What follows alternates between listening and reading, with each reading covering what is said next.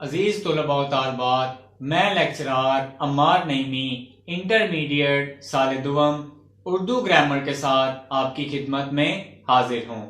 جیسا کہ آپ کو معلوم ہے، لاک ڈاؤن کی وجہ سے پنجاب حکومت نے، پنجاب ٹیکسٹ بورڈ نے ایک سمارٹ سلیبس متعارف کروایا ہے، اور اسی کے مطابق جو خطوط ہیں وہ بھی بتا دیے گئے ہیں جو امتحان میں پوچھے جائیں گے۔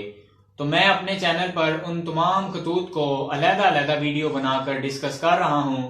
تو اس سے پہلے میں 2 خطوط کروا چکا ہوں، اور اس کا لنک آپ کو ڈسکرپشن میں مل جائے گا۔ اس میں میں نے بڑی تفصیل سے بتایا ہے کہ آپ نے خط کتنے وقت میں کرنا ہے، اور اس کے علاوہ آپ نے خط کی جو لینتھ ہے وہ کتنی رکھنی ہے۔ تو آج کا خط جو ہے یہ ہے نصابی اور غیر نصابی سرگرمیوں سے متعلق۔ تو جو سلیبس میں آپ کو پوچھا گیا ہے وہ یہ ہے کہ اپنے چھوٹے بھائی کے نام خط لکھیں، جس میں آپ نے اسے کہنا ہے کہ ہم نصابی سرگرمیوں میں حصہ لے۔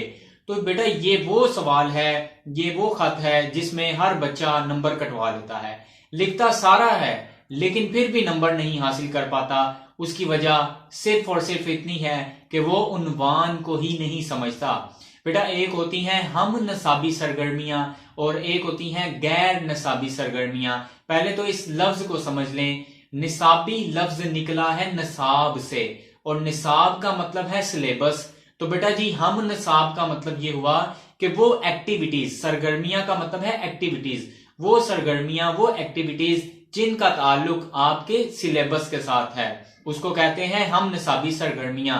مثال کے طور پہ مباحثے، سپیچ ہو گئی یعنی تقریر، اور اس کے علاوہ مشاعرے، بیت بازی، یہ سب کس میں آتی ہیں؟ یہ سب ہم نصابی سرگرمیاں ہیں، اور آج کا ہمارا خط اسی پر مشتمل ہے۔ اس کے علاوہ دوسرا ہوتا ہے غیر نصابی سرگرمیاں۔ تو بیٹا غیر نصابی سرگرمیوں سے مراد فٹ بال، کرکٹ اور بیڈمنٹن وغیرہ، یعنی جن کا تعلق کھیلوں کے ساتھ ہوتا ہے۔ تو یہ تھا، میں نے آپ کو بتایا ہمارا موضوع کیا ہے۔ تو اب میں آپ کو بتاتا ہوں خط آپ نے لکھنا کیسے ہے اور خط میں لکھنا کیا ہے۔ تو اب شروع کرتے ہیں جی۔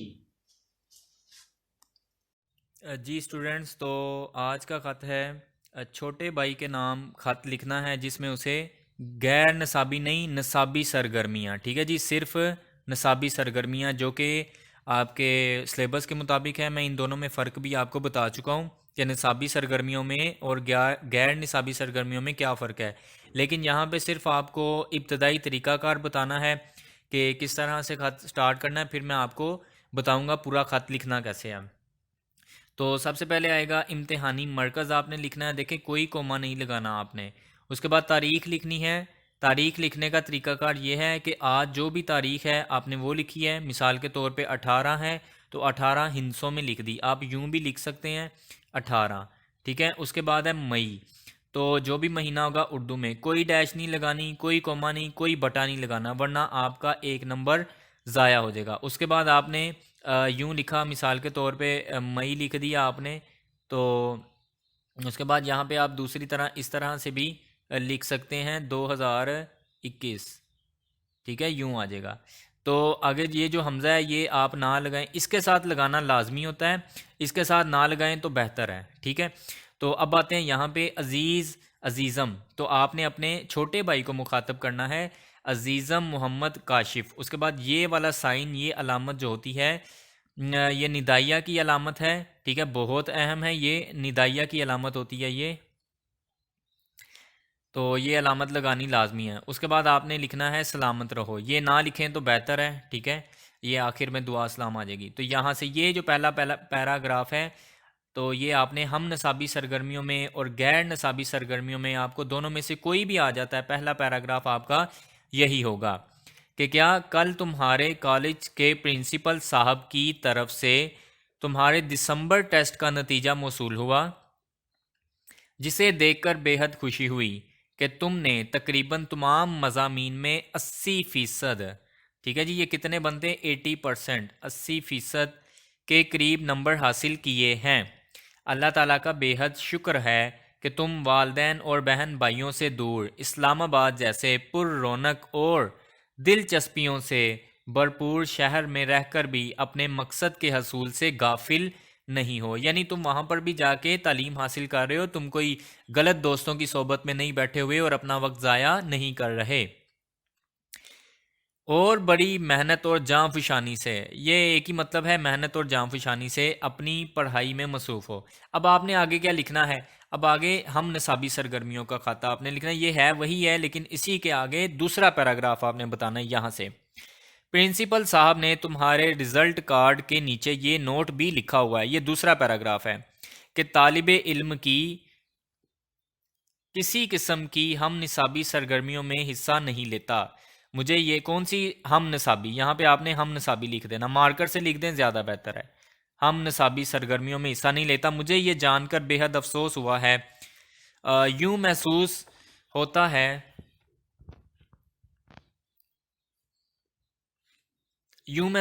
है कि तुम कॉलेज में होने वाले तकरीरी मुबाहसों, तकरीरी मुकाबलों, मुशायरों में, बज़्म अदब वगैरह के दूसरे प्रोग्रामों में हिस्सा लेने को, ये यहाँ पे में लफ्ज़ लिखा हुआ है, में हिस्सा लेने को वक्त ज़ाया करने के मुतरादिफ समझते हो, बराबर समझते हो, और अपनी सारी तवज्जो निसाबी किताबों पर ही मबजूल रखते हो। मबजूल करते हो यानी आसान उर्दू में आप यूँ लिखेंगे कि तुम्हारी सारी तवज्जो किताबों पर है, तुम किताबी कीड़े बन गए हो।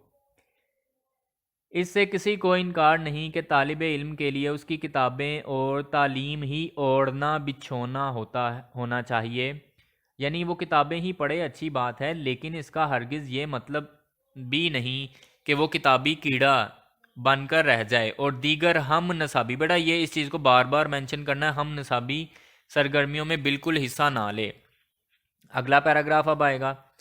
अजीज़ भाई, पढ़ाई सिर्फ चंद किताबों को रट लेने और ये ना अब क्या कर रहा है, नसीहत कर रहा है, ठीक है, ये नसीहत की जा रही है।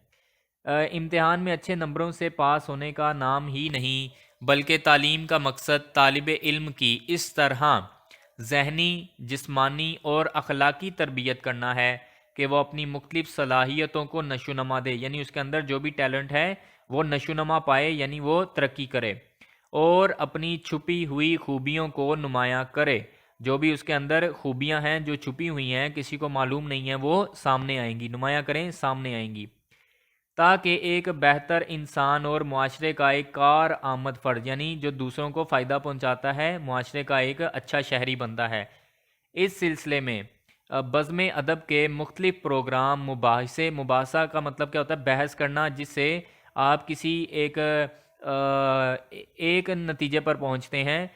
तकरीरी मुकाबले यानी स्पीच करना और मुशायरे वगैरह एक नुमाया किरदार अदा करते हैं। मुशायरे में क्या होता है, शायरी सुनाई जाती है, बैतबाजी हो गई मिसाल के तौर पे।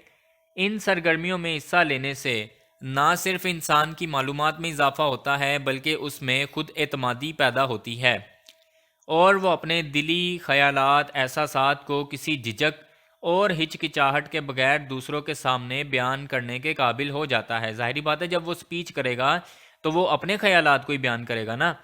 इसके अलावा उसके दिलो दिमाग में वुसअत और कुशादगी पैदा होगी। वुसअत और कुशादगी, उसकी सोच जो है ना वो बदल जाएगी, वो उसकी महदूद सोच नहीं होगी, वो बड़ा सोचा करेगा और उसके अल्फाज, हर चीज़ बदल जाएगी, यानी आम इंसानों की निस्बत वो बुलंद ख्यालात का हामिल होगा। इन हालात में तुम्हारा बड़ा भाई होने की हैसियत से मैं तुम्हें मशवरा दे, बेटा देखें लफ्ज़ वो तुम्हारा कह रहा है, आप नहीं लिखना। आप लिखोगे तो गलत हो जाएगा, क्योंकि छोटे भाई को तुम कहा जाता है, आप नहीं कहा जाता। तुम्हें मशवरा देता हूँ कि तुम कॉलेज की हम निसाबी सरगर्मियों में भरपूर अंदाज में हिस्सा लो और इजहारो बयान की अपनी खूबियों को निखारने की पूरी कोशिश करो। इस सिलसिले में अगर तुम्हें कोई दुश्वारी पेश आए तो यकीनन, देखें यकीनन लफ्ज़ कैसे लिखा हुआ है, यकीनन तुम्हारे उस्ताज़ा कराम तुम्हारी रहनुमाई करेंगे।